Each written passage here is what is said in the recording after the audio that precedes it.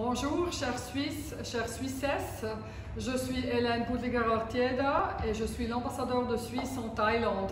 Je me trouve actuellement de nouveau dans la salle de réunion de l'ambassade. Ça fait un moment que vous n'avez plus entendu de ma part, mais ce week-end, il y a une situation où j'ai trouvé que c'était peut-être utile que je vous parle brièvement et que je vous donne un ou deux conseils. Il s'agit d'une vague d'infection qui a lieu dans la province de Samut Sakhon. Vous avez peut-être suivi les nouvelles. Il paraît qu'il y a entre-temps plus que 1000 personnes qui ont testé positif avec Covid-19. Ça, dans une Thaïlande qui n'a pas connu des infections pendant des semaines et des mois, c'est un chiffre énorme et c'est pour ça qu'il y a certaines préoccupations. Le gouvernement a tout de suite réagi. Le gouverneur de la province a introduit un curfew, donc il faut rester à la maison. Vous ne pouvez pas sortir de votre maison entre 10 h le soir et 5 h le matin. Et puis il y aurait une sorte de lockdown. Je vous avoue que je ne connais pas encore tous les détails de ce lockdown, mais c'est clair que la vie va s'arrêter un tout petit peu dans la Samut Sakhon province, au moins jusqu'au 3 janvier 2021. Nous, on a regardé, il y a 17 Suisses qui sont enregistrés auprès de l'ambassade avec une adresse à Samut Sakhon. Donc, ce message est surtout aussi pour vous. Il faut rester à la maison, il faut rester sage et puis il ne faut vraiment pas prendre de risques. Malheureusement, ces gens de ce shrimp market ont voyagé un peu dans la Thaïlande. Il y a apparemment déjà 2 cas confirmés aussi à Bangkok. Et puis, on a vu que les autorités de Bangkok, donc le Bangkok Metropolitan Authority, a aussi annoncé quelques mesures. Donc, d'un côté, les fêtes de Nouvel An apparemment vont être annulées. C'est interdit les assemblages massifs dans les parcs. Donc, il faut en ce moment éviter les parcs.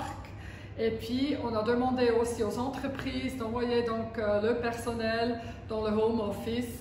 Et puis, j'ai lu juste tout à l'heure qu'il y aura certaines écoles dans certains districts qui vont être fermées. Hein. Donc, c'est une mesure, j'imagine, pour être sûr que ce outbreak ne se prolonge pas et pour contrôler la situation.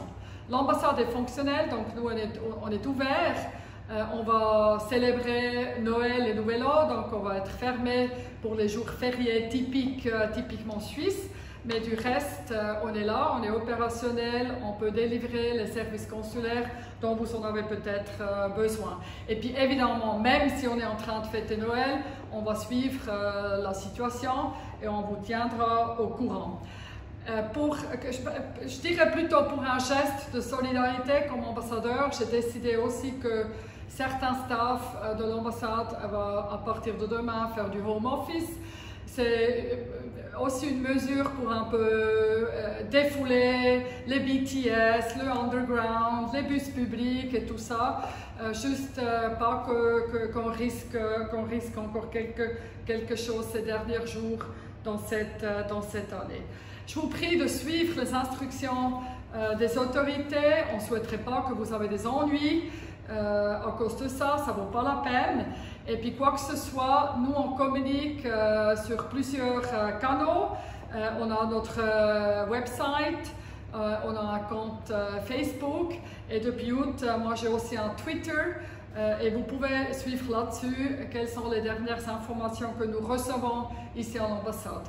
Maintenant, peut-être pour dernière chose, un petit conseil. Je suis en train de lire que les prix des masques, des sanitizers, des gants et tout ça, apparemment vont augmenter. Il risque d'avoir de nouveau une sorte de pénurie pour les masques. Donc, contrôlez si à la maison vous avez un stock suffisamment de ces masques. Et sinon, il ne faut pas hésiter, il faut tout de suite aller acheter ce qu'il vous faut. Mais ce n'est vraiment pas nécessaire qu'il y ait une panique. J'ai vraiment confiance que les autorités thaïlandaises vont contrôler ce mini-outbreak d'une manière assez stricte et sévère. Mais les masques, c'est peut-être utile et il faut surtout les porter, il faut se laver les mains et puis il faut garder la distance sociale. Je vous souhaite à vous et à vos familles des joyeuses Noël. C'est vrai que c'est pas, j'aurais voulu que vous souhaitez ça avec une meilleure, un meilleur message, mais c'est comme ça, on va survivre, restez sains et saufs, et puis à une prochaine. Merci beaucoup.